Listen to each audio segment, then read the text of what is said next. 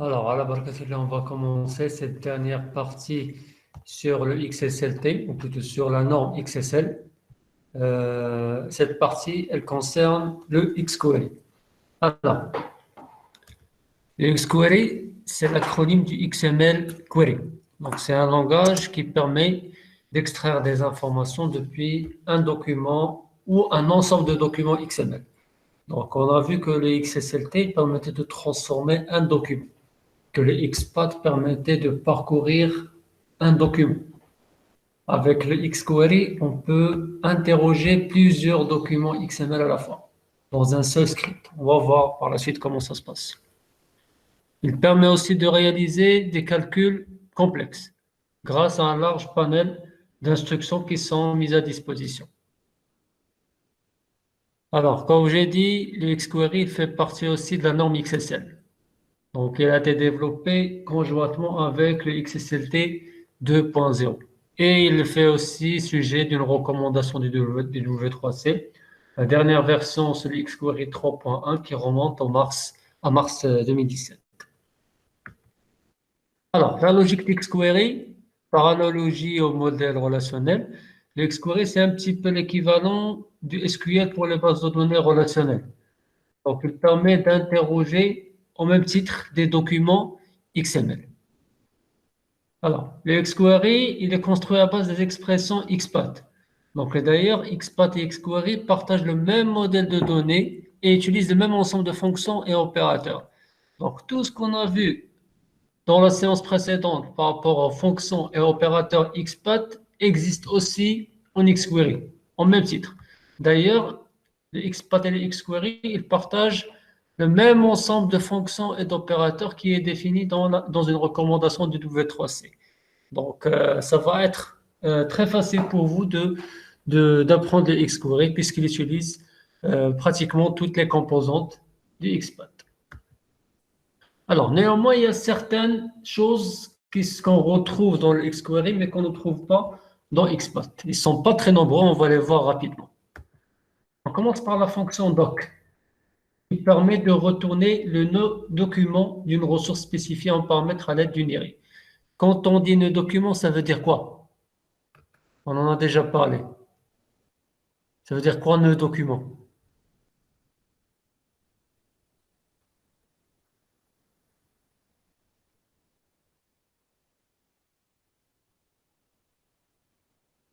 Non?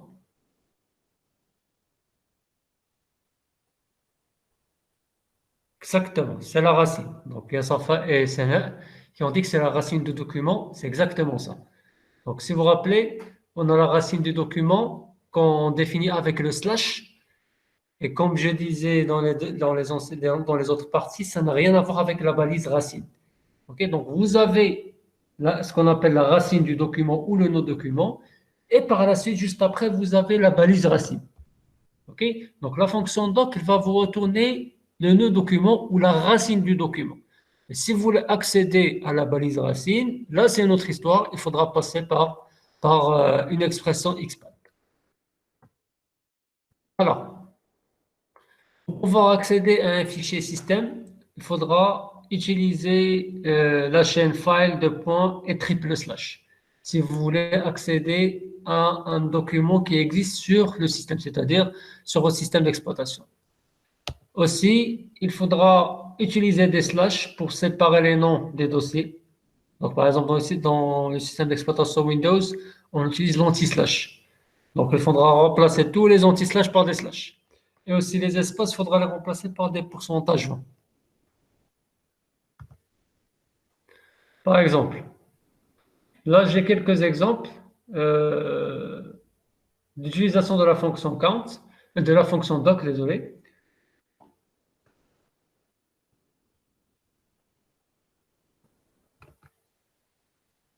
Alors, là, on a count, doc, file de point triple slash, c de point slash tp, slash potala.xml, double slash journée. Que va retourner la première expression, à votre avis?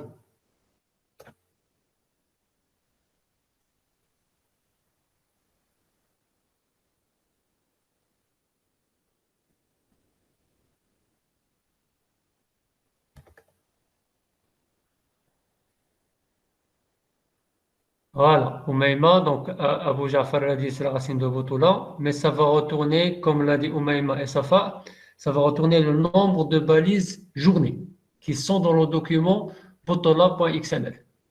Pourquoi? Parce que déjà, euh, la fonction doc va retourner la racine du document.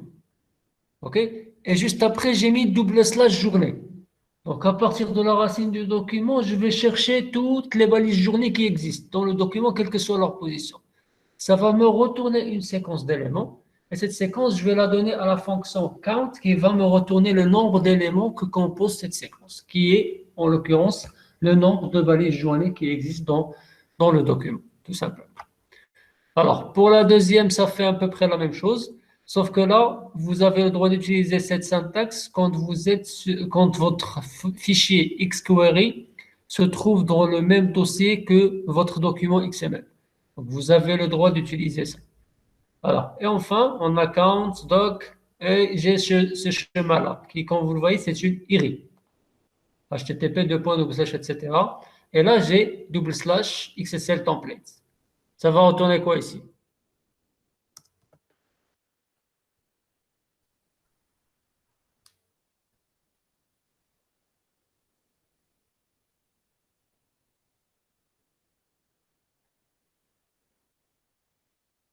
Pour être exact, Asma, donc Asma, elle a dit ça va retourner les templates, ça va retourner, comme l'a dit Oumaima, le nombre de templates qui existent dans le document code help 2.xsl. Parce que comme vous le voyez avec l'extension, c'est affiché XSLT. OK?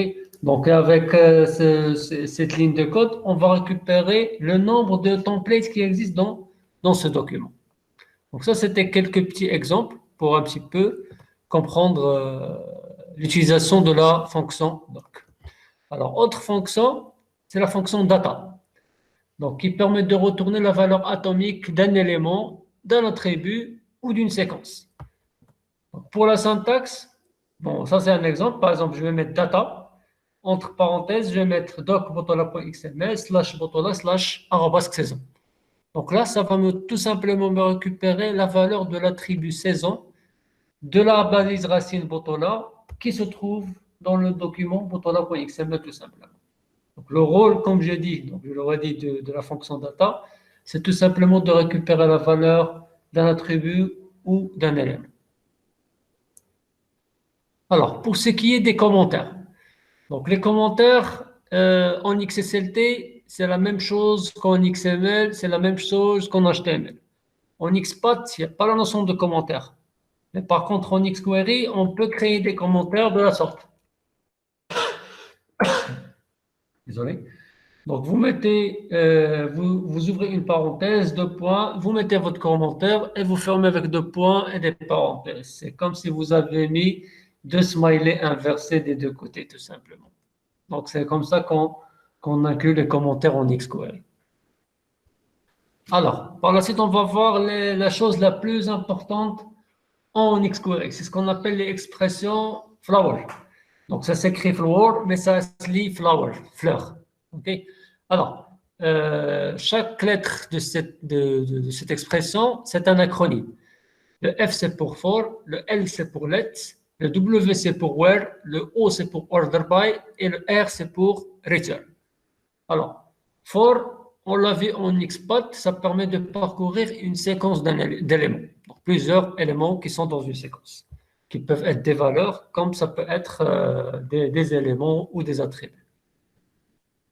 Let, ça permet de déclarer des variables. On l'a vu en XPath, c'est pour déclarer une variable. Alors, where, ça permet de faire des restrictions sur les éléments parcourus.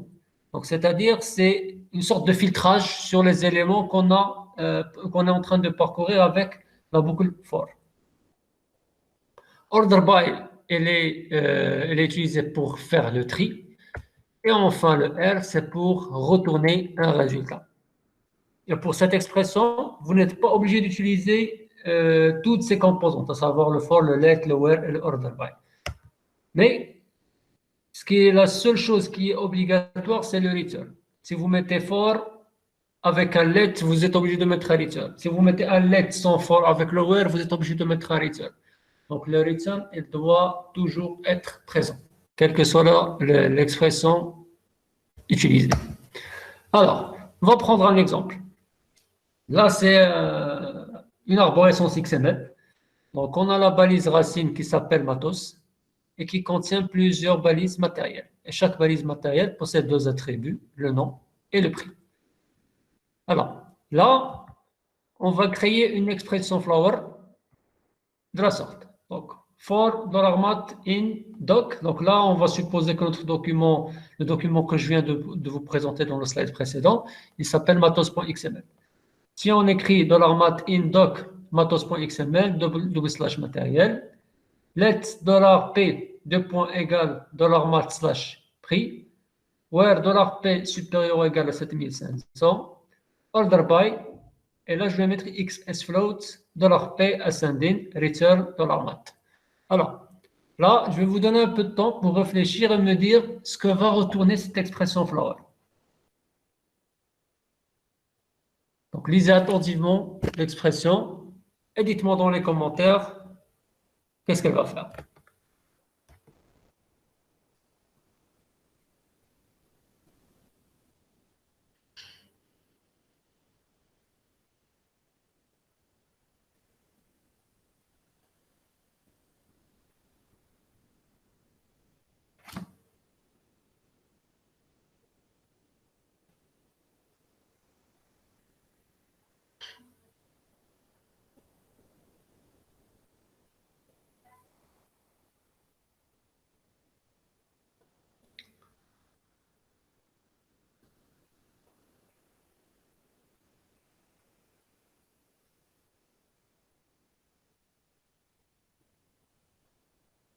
Alors, il y a Oumaima. Donc, on va commencer par le commentaire d'Oumaima. Alors, elle dit qu'il va donner les prix des matériaux qui sont supérieurs ou égaux à 7700 en ordre décroissant. Alors, après, Asma, elle dit, c'est l'ensemble d'éléments dont le prix est supérieur ou égal à 7500 par ordre. Descendant, elle le dit par la suite. Othman, il dit que ça retourne les matériels de prix supérieur à 7500 en ordre décroissant. Zakaria, il dit la même chose. Le coût plus de 7500 avec un ordre décroissant. Siham, elle dit qu'elle va retourner les balises matérielles par leur prix par ordre décroissant. Taraif Oumaima, elle dit la même chose, que ça va retourner les matériels dans leur prix supérieur à 7500. Sana, elle dit aussi les balises dont le prix est supérieur à 7500. Et Moussa, il dit la même chose. Donc là, pour être exact, donc il y en a pas mal d'entre vous qui ont dit que ça va retourner les balises. Donc effectivement, les balises. Pourquoi? Parce que au niveau de l'expression flower, donc $mat, elle va parcourir toutes les balises matérielles. Donc et là, quand vous voyez en résultat, ça va retourner $mat. C'est la variable qu'on a utilisée pour parcourir la séquence. Donc là, effectivement, ça va retourner une balise. OK? Après, on a déclaré ici une variable, $p, qui va récupérer la valeur de l'attribut prix, parce que la balise matérielle, elle contient un attribut prix. Et on a ajouté une restriction sur la valeur du prix. Donc, il doit être supérieur ou égal à 7500. Ensuite, on a ordonné avec un ordre décroissant, ou bien descendant, les valeurs des prix. Une chose qui est importante, là, si vous le remarquez, j'ai utilisé un cast avec XS float. Si je ne le fais pas, il va faire le tri avec, en utilisant, plutôt en croyant que c'est une chaîne de caractères. OK? Donc, pour éviter toute surprise, donc là, on a fait le tri sur les valeurs des prix castés, c'est-à-dire converti vers le type float pour avoir un meilleur résultat. Et enfin, on va retourner uniquement les balises en question et on va avoir comme résultat 3 balises matérielles complètes avec leur nom et leur prix. Et comme vous le voyez, il va trier les prix, plutôt les matériels, suivant la valeur de l'attribut prix dans un ordre décroissant. Et là, puisque dans la restriction, on a mis que le prix doit être supérieur ou égal, donc il inclut même la dernière balise qui contient exactement 7500. J'espère que l'exemple est clair. Alors, sinon, il est possible de formater l'affichage du résultat en HTML. Donc, pour ce faire, vous insérez le script xQuery au sein d'une structure HTML et vous entourez le script par des accolades. Et c'est avec ça qu'il va, comment dirais-je, interpréter le contenu de, de l'expression flower. Donc là, par exemple, si on reprend le même exemple, donc là, j'ai une arborescence HTML, j'ai ouvert une balise UL, et là, entre deux accolades, une ouvrante et une autre fermante, j'ai mis mon expression XPath. Mais là, ce que j'ai ajouté, regardez dans le return, j'ai mis une balise LI que j'ai entourée avec des accolades. Donc, le rôle des accolades ici, c'est à peu près comme celui du XSL value of en XSLT. C'est la même logique. OK? Donc là, on va prendre, en récupérant, avec la méthode, plutôt la fonction data, on va récupérer la valeur de l'attribut nom de la balise matérielle concernée par ce traitement. Et donc là, le résultat qu'on va avoir ici, c'est l'ensemble des matériaux pour lesquels le prix est supérieur à 7500. Et là, on va récupérer uniquement les noms. Donc, on n'a pas récupéré, comme tout à l'heure, la balise en entier. Alors, on va voir quelques compléments pour les expressions flower. Alors, il est possible d'attacher à la boucle for une variable de position qui va permettre pour chaque itération de retourner le numéro de position de l'élément courant.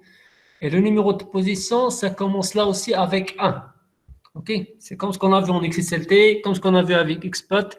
Toutes les positions commencent par 1, que ce soit des positions dans des séquences, dans des tableaux, dans des maps. Par exemple, là, j'ai mis for $f at $p in doc fichier.xml, document fichier.xml. Vous le connaissez, on a fait dessus pas mal de traitements XSLT et XPath aussi. Donc là, je vais parcourir toutes les balises fichiers de mon document. OK? Et je vais retourner. Donc, comme vous voyez, j'ai utilisé for return. Je n'ai pas mis de let, je n'ai pas mis de order by, je n'ai pas mis de where. J'ai le droit. J'ai mis return et j'ai ouvert une balise fichier que j'ai fermée après. Et entre deux accolades, je vais mettre concat $p $f slash arrobas.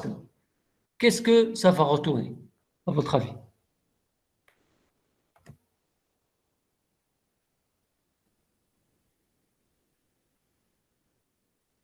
Alors, Sana Ayoub, elle dit que value of a été équivalente à quoi? Donc, la value of, donc, parce que là, là, plutôt, désolé, le XSL value of, il correspond à ce qu'on a mis entre les accolades. Donc, si vous vous rappelez, donc j'ai expliqué ça dans certaines vidéos des solutions des exercices XSLT. Donc, des fois, vous avez besoin d'évaluer une expression XPath à l'intérieur de la valeur d'un attribut. Et à cause de la syntaxe XML, vous n'avez pas le droit de mettre des balises à l'intérieur de la valeur d'un attribut. Et du coup, pour remplacer le XSL value of et qu'on puisse l'utiliser ou évaluer une expression XPath à l'intérieur de la valeur d'un attribut, on met les accolades. Et c'est la même chose que pour, comment dirais-je, pour ici XQuery. Donc, vous mettez les accolades pour évaluer quelque chose qui va être envoyé vers la sorcière. Alors, concernant le résultat, donc là, je vois Oumaima, Sana, Oumaima encore. Donc là, ça va, comme vous dites, Esma aussi, ça va afficher pour chaque fichier dans le document fichier.xml le numéro de position tiré et le nom. Donc, on va avoir comme résultat quelque chose comme ça. Donc, chaque balise avec un numéro de position tiré et le nom du fichier. Et comme je dis, ça commence par 1, ça ne commence pas par 0. Alors, après, on a le group by. Donc, c'est une clause qui permet de regrouper les résultats de l'expression flower sous forme d'une séquence d'éléments. OK? Et elle doit être mise avant la clause order by, c'est-à-dire que vous n'avez pas le droit de grouper après order by. Alors, là, un exemple, là, on a un exemple. Donc, for $f in doc fichier.xml, /fichier, donc, where $f slash taille supérieur à 1024 fois 1024. C'est l'équivalent de 1 méga. Alors, group by $t de point égal $f slash type. Et là, j'ai mis return une balise type et qui va posséder un attribut nom qui est égal à $t. Comme vous voyez, j'ai mis la valeur de $t entre accolades pour qu'il puisse l'interpréter. Si je ne mets pas d'accolade, il va la mettre comme une simple chaîne de caractères. C'est pour cela qu'il faudra mettre les accolades dans le return. Et entre la balise ouvrante et la balise fermante de type, j'ai mis des accolades xs integer sum $f slash @type. Qu'est-ce que ça va retourner comme résultat?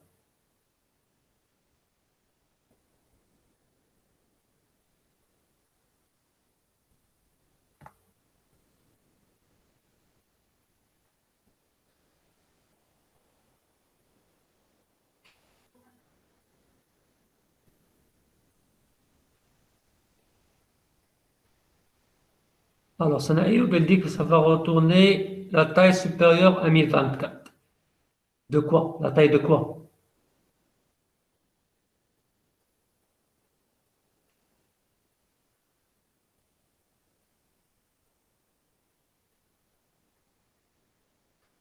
Alors, Asma, elle dit les noms du fichier de taille supérieure à méga. Non, ça ne va pas retourner les noms des fichiers.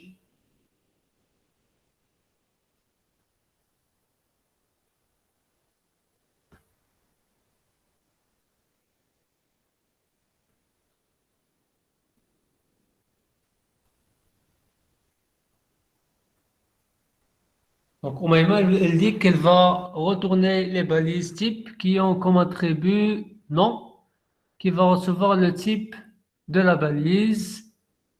Elle va contenir la somme des tailles, exactement. Donc, chaque type avec la taille de ce type. Exactement, Zakaria. Toutes les balises types dans la taille. Non, c'est pas ça, Oumaima. Aboudra dit tous les fichiers qui ont une taille supérieure à 1 méga, c'est pas ça.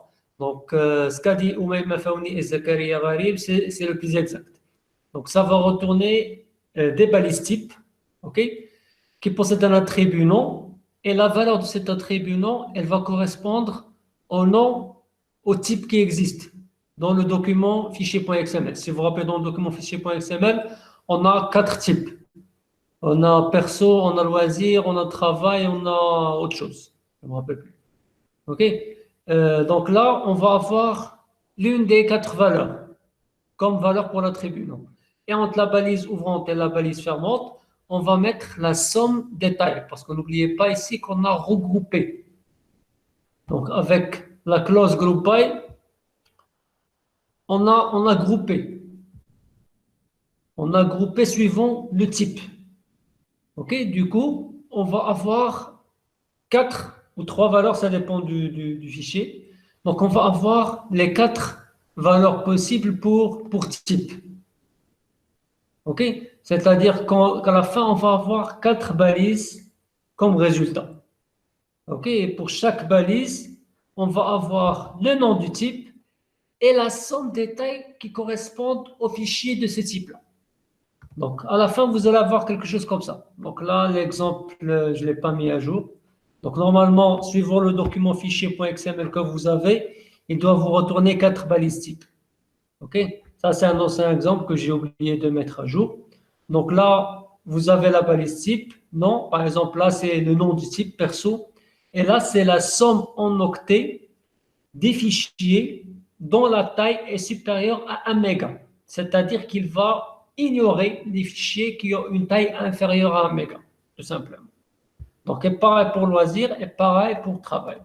Est-ce que c'est clair?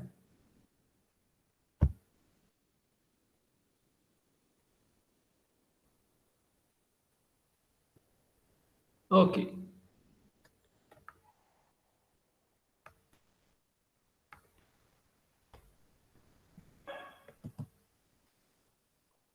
Alors, après, on a la clause count. Elle permet d'associer l'élément courant dans une séquence à un numéro d'ordre.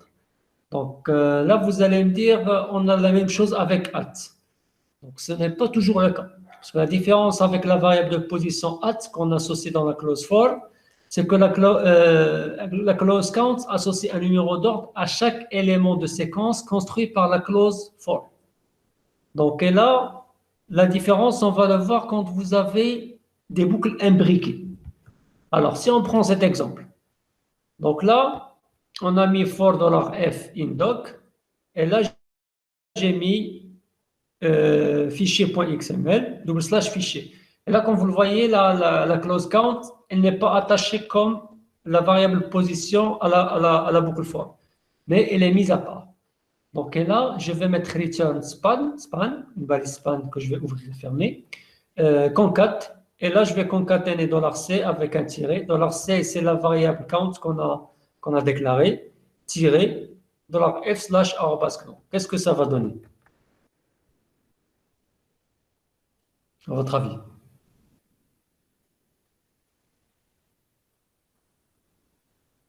Exactement ça. Ça va donner la même chose que ce qu'on a fait tout à l'heure avec, comment dirais-je, la variable de position. Donc, le numéro d'ordre tiré le nom du fichier. Donc là, dans cet exemple, ça ressemble exactement à ce qu'on a fait avec la variable de position at, okay, mais avec une syntaxe différente. Alors, on va voir un autre exemple qui va un petit peu vous montrer la différence entre les deux. Alors, là, j'ai déclaré une boucle for, $x at $j, in, et là, j'ai mis une séquence de 3 valeurs, 1, 2, 3. Par la suite, j'ai mis $y in 10, 20. Donc là, cette variable de position $j, elle n'est liée qu'à cette séquence. OK? Par contre, $y, elle ne possède aucune variable de position. Alors, ensuite, juste après, j'ai mis count $c.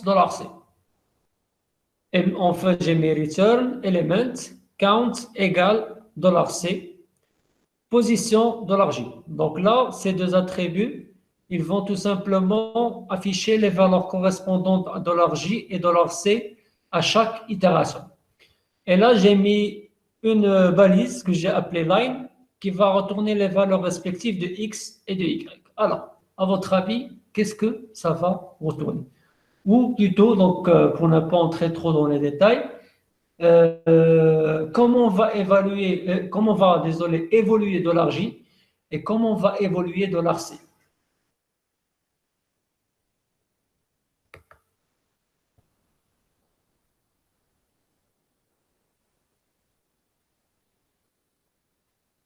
Quelles sont les valeurs que va prendre $j et quelles sont les valeurs que va prendre $c?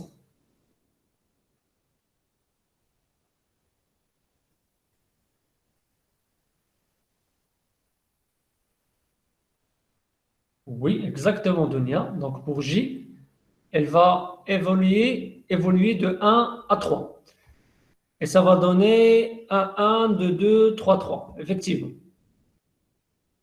Alors, C, elle va évoluer, désolé, non, Zakaria, de 1 à 10, non, c'est un peu trop. Parce que là, on a combien de valeurs? Voilà, Sana, elle dit que C va évoluer de 1 à 6, c'est exactement ça. OK? Euh, Pourquoi? Alors, déjà, je vais afficher le résultat qui va être retourné. Alors, là, la première valeur, c'est 40. Comme vous le voyez, elle va évoluer de 1, 2, 3, 4, 5 et 6.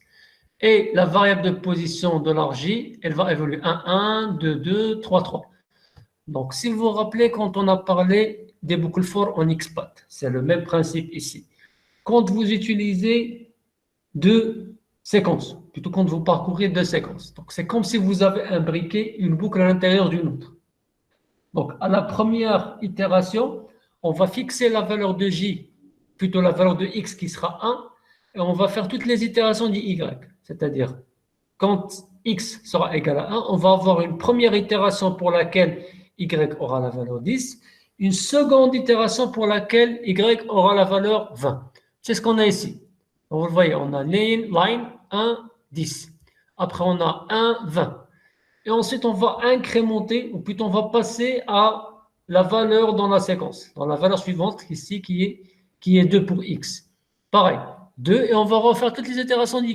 Donc, en fixant la valeur de 2, y, elle va évoluer. Et ainsi de suite. X, quand elle va avoir la valeur 3, on va faire la première itération d'y et la seconde itération de y. Donc là, comme vous le voyez, la variable de position, elle va signaler la position de la valeur courante dans la séquence courante. C'est-à-dire que c'est une variable qui ne peut être attachée qu'à une séquence. Par contre, ici, le count, il va récupérer la position, si vous voulez, le numéro dans la séquence retournée. Parce que ici, la boucle for, dans tous les cas, elle va retourner deux valeurs. Une valeur pour x et une valeur pour y. Le count ici, il va compter le nombre, dans cet exemple-là, le nombre de couples de valeurs retournées, qui est ici 6.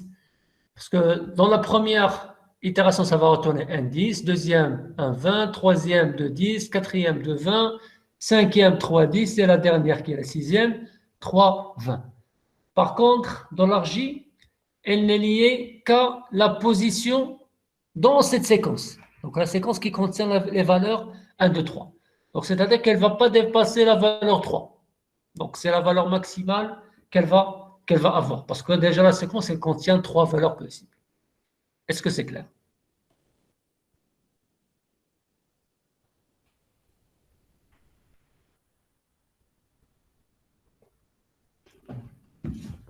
Parfait. Alors, maintenant on va parler des fonctions. Avec xQuery, il est possible de définir nos propres fonctions. Alors, chose qu'on ne pouvait pas faire avec le XPath. Alors, pour créer une fonction en xQuery, on a une syntaxe précise. Vous utilisez les mots-clés declare function. Donc, c'est obligatoire pour signaler quand vous voulez déclarer une fonction. Ensuite, vous avez un préfixe. Le préfixe que vous utilisez, désolé, pour précéder le nom de la fonction avec des 2 points. Par la suite, vous spécifiez le nom de la fonction, c'est vous que choisissez. Et entre deux parenthèses, une ouvrante et une autre fermante, vous spécifiez les paramètres avec un type. Le type, c'est en utilisant XML schéma. Donc, le nom du paramètre et son type sont séparés par le mot-clé as. Et si vous voulez spécifier un type de retour, vous mettez as et vous spécifiez le type de retour qui est aussi un type exprimé en XML schéma. Et entre deux accolades, une ouvrante et une autre fermante, vous mettez le code de votre fonction. Donc, il ne faut pas oublier ici d'ajouter un point-virgule à la fin, après l'accolade fermante. C'est obligatoire en XQL. Alors, et une fois que votre fonction est créée, donc bien sûr, une fois la fonction, elle doit contenir une expression de type flower, donc qui doit retourner quelque chose. Alors, une fois que votre fonction est créée, il faudra l'appeler. Donc, pour l'appeler, vous utilisez le préfixe, le nom de la fonction, et en deux parenthèses, vous mettez la liste des paramètres que vous voulez passer à la fonction. Donc, ça ressemble beaucoup à ce qu'on fait dans les autres langages de programmation. On va voir un exemple. Donc là, je vais utiliser declare function local de point double. Donc, quand vous ne définissez pas un préfixe, bien à vous, vous utilisez le mot-clé local. Donc, si vous voulez, c'est comme un préfixe par défaut que vous pouvez utiliser. Mais on va le voir tout de suite. Donc, vous pouvez définir vos propres préfixes si vous voulez. Alors, local de point double, elle prend comme paramètre une variable x qui est de type integer. Et ça va retourner aussi un integer. Et là, je vais mettre let's $r de point $x de point plutôt étoile 2. Et je vais retourner $r. Là, tout simplement, je vais prendre une variable, je vais la multiplier par 2 et retourner son résultat. Et lors de l'appel, je vais utiliser le préfixe local de point double. Et par exemple, je vais passer une valeur de type entier. Bien sûr, si vous passez une valeur d'un autre type, ça va donner une erreur. Donc là, c'est pour déclarer, c'est un exemple pour déclarer et appeler une fonction. Alors, je vous ai dit que vous avez le droit d'utiliser vos propres préfixes. Donc, pour l'utiliser, il faudra le déclarer. Pour ce faire, on utilise la syntaxe declare namespace préfixe égale IRI. Donc là, declare namespace, c'est des mots-clés qu'il faudra utiliser pour précéder votre préfixe. Là, vous spécifiez votre préfixe que vous allez utiliser pour précéder le nom de la fonction. Et ce préfixe, il doit correspondre à une IRI. Donc, vous devriez signaler, sans oublier le point-virgule à la fin. Par exemple, là, je vais déclarer un namespace. Donc, je vais utiliser declare namespace, je vais l'appeler M3i, égale, et là, je vais spécifier une IRI complète, HTTP, etc. Ensuite, je peux utiliser ces namespace, si vous voulez, ce préfixe, pour précéder ou la préfixer mes propres fonctions. Et là, je vais utiliser declare function, M3i, parce que là, j'ai déclaré déjà un namespace ou bien un préfixe correspondant, de point double, etc. Et même dans l'appel, c'est la même histoire.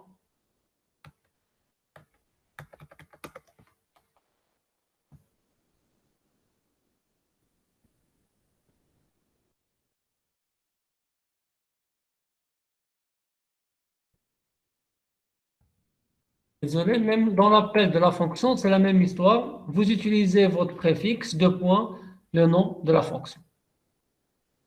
Alors, sinon, il y a certaines fonctions standards dans certains éditeurs, pas tous les éditeurs, qui vous obligent à déclarer les namespaces avant de les utiliser. Donc, par exemple, on a le math, les fonctions math. Si vous vous rappelez, quand on a parlé du XPath, on a vu un ensemble de fonctions mathématiques. Donc, math de point log, math de point pi. Donc, c'est des fonctions mathématiques qui sont prédéfinies dans la convention de votre 3C, que vous devriez précéder par math de point. Pareil pour les fonctions qui utilisent les arrays et pareil pour les fonctions qui utilisent les maps.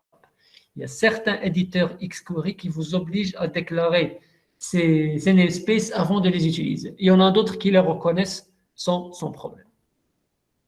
Alors, c'est tout pour le XQuery. Donc, pour terminer cette partie, on va parler de ce qu'on appelle le XQuery X.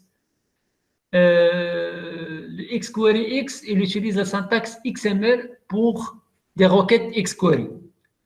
Donc, l'objectif, c'est de fournir un format plus facile à lire pour les humains et facilement interprétable par les programmes.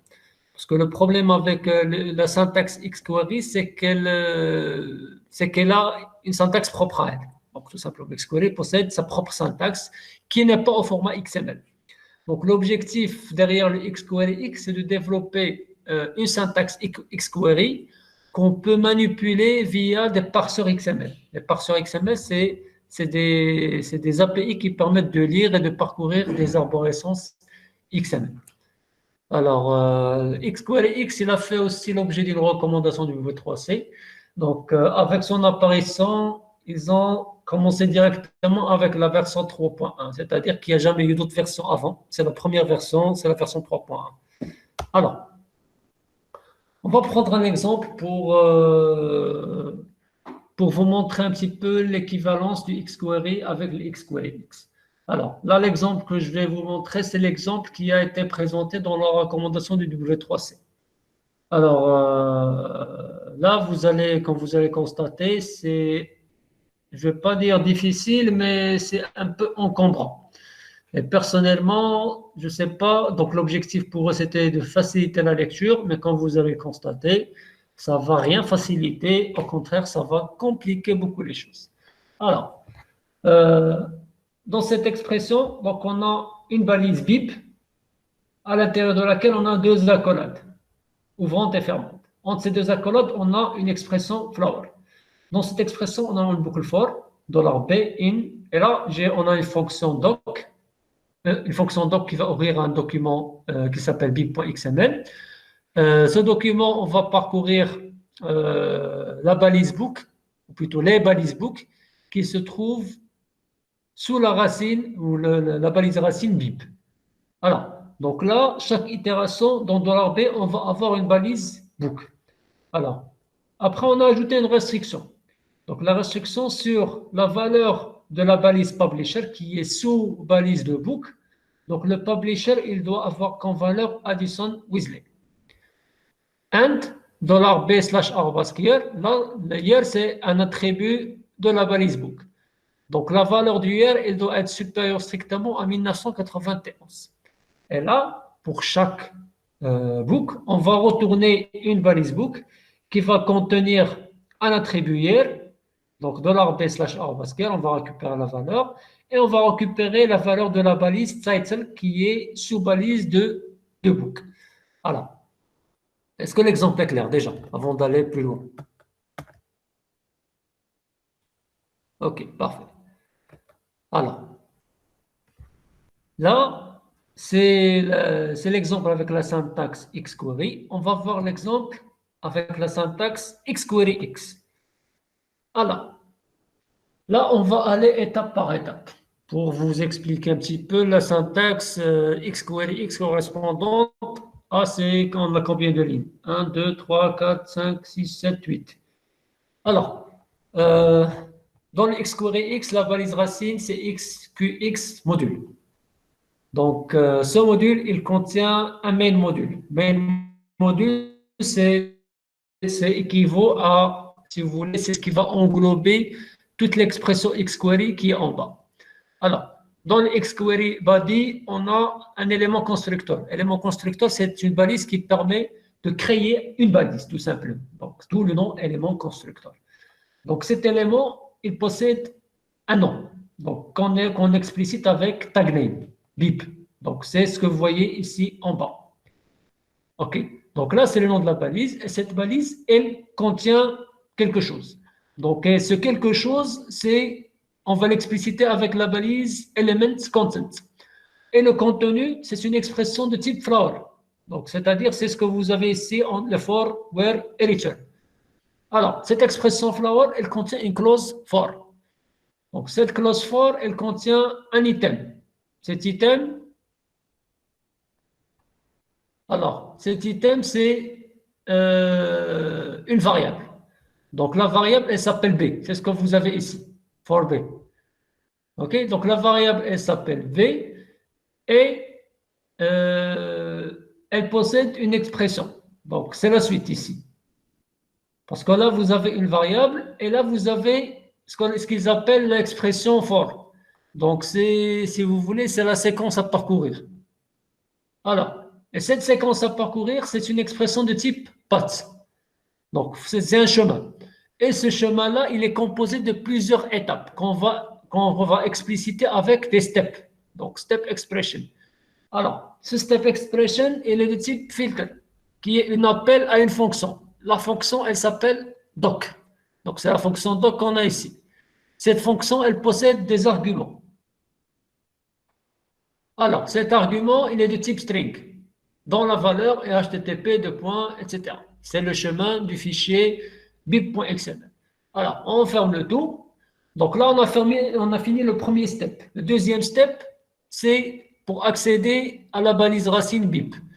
Donc là, ils appellent ça XPath Axis. Donc là, il va choisir l'axe vers lequel il va aller.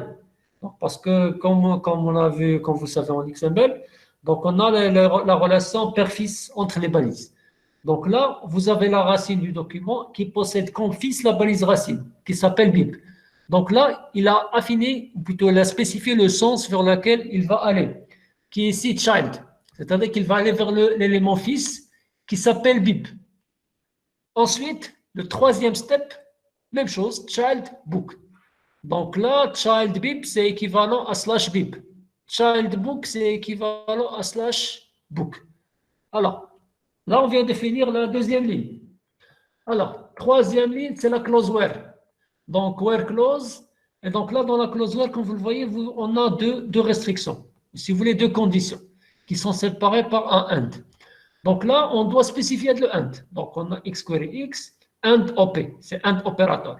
Donc là, le and, il possède, c'est un opérateur binaire, donc il possède deux opérandes. La première opérande, c'est celle-là, c'est le $b/publisher égale Addison Weasley.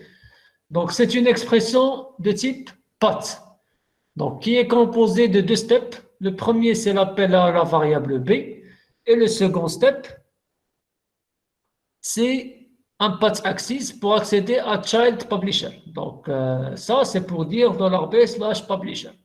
Alors, second operand, donc déjà ici, first operand, oui, c'est ça. Alors, second operand, c'est la valeur. OK? Donc, string constructor, donc là, on va spécifier une valeur. Parce que là, c'est pas string constructor, mais string constant. Donc là, pour récupérer la valeur correspondante à $b/publisher, on a fait tout ça. Donc là, on a fini la première opérande. Alors, après, on a greater than OP. Donc, c'est-à-dire pour dire qu'en quoi c'est l'opérateur supérieur strictement. Alors, cet opérateur, il possède deux opérandes. Première opérande de type path, c'est ce qui va nous permettre d'accéder à $b/arrobas_keyer. Donc, c'est une expression de type path. Premier step, c'est l'accès à la variable b. Second step, c'est l'accès à l'attribut year. Donc, le step ici, tout à l'heure, on utilisait child. Là, on va utiliser attribute. Et là, c'est le nom de l'attribut. Ensuite, on a la seconde opérande, c'est une expression constante, c'est une valeur entière constante qui est 1991. Là, on a fini la troisième ligne. On n'a pas encore fini. Après, on a la dernière clause, c'est la clause where. Dans la clause where, on va plutôt dans la clause return, désolé, on va construire une balise qui va s'appeler book, qui possède un attribut here qui va avoir comme valeur $b/arrobas_keyer et comme contenu $b/title. Alors, pour écrire le code équivalent à ça avec x, donc vous avez élément constructeur, vous spécifiez le nom de l'élément qui est ici book et qui possède un attribut. Donc, pour spécifier la liste des attributs, vous utilisez attribute list, à l'intérieur de laquelle vous pouvez spécifier plusieurs attributs constructeurs. Pour chaque attribut que vous voulez associer à un élément, vous spécifiez une balise attribute constructor qui va être sous balise de attribute list.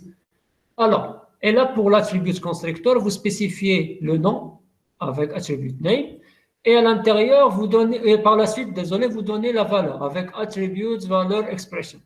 Alors, la valeur de l'attribut, c'est une expression de type path qui possède des steps. Le premier step, c'est l'appel de la variable b, et le second step, c'est l'accès à l'attribut here. Ensuite, on spécifie l'élément content parce qu'on a la première chose qu'on avait mis, c'est la liste des attributs. Après, on a le contenu. Le contenu, c'est ce qu'on va mettre ici. Donc, $b/title. C'est une expression de type path qui contient deux steps. Le premier step, c'est l'appel à la variable b. Et le second step, c'est l'accès à l'élément fils qui s'appelle title. Donc, tout ça, avec xQuery x qui va être équivalent à ces quelques lignes. Donc là, c'est ce qui est signalé dans la recommandation du W3C par rapport à xQuery. Alors, comme vous le voyez, l'objectif pour eux, c'était de faciliter.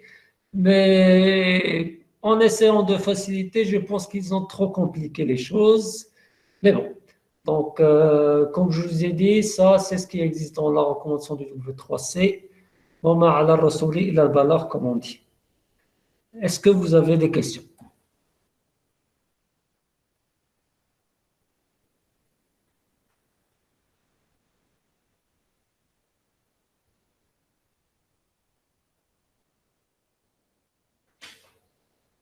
OK. Donc, si vous n'avez plus de questions, parce que c'est tout ce qu'il y a à dire sur les X-Query, la majorité des composantes, non, t'inquiète pas, Asma, elle dit est-ce qu'on aura X-Query X comme exercice? T'inquiète pas, vous n'aurez pas d'exercice sur X-Query X parce que il faut un module complet pour expliquer ça. Alors, qu'est-ce que je disais? Là, je sais pas. Oui. On va utiliser pour les TP un autre logiciel. C'est un éditeur XQuery qui est exclusivement réservé à XQuery. Il s'appelle BasX. Donc, il est gratuit, open source. Vous allez le télécharger pour l'utiliser pour certains exercices qu'on va faire sur le XQuery. OK? Donc, je vais poster sur la page du cours une petite vidéo pour vous expliquer comment utiliser BasX avec un lien pour le télécharger. Il faudra bien sûr que vous ayez la machine virtuelle Java qui est installée pour qu'il marche, parce qu'il utilise la machine virtuelle Java. OK? Est-ce que vous avez d'autres questions?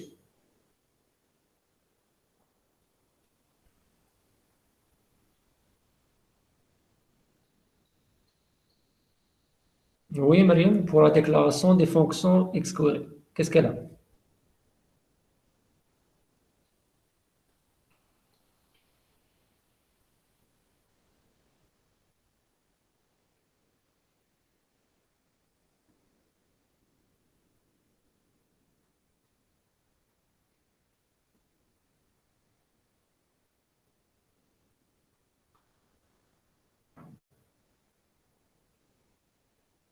Alors, il n'y a pas vraiment de gros intérêt derrière, mais ça va un petit peu dans la logique d'XML.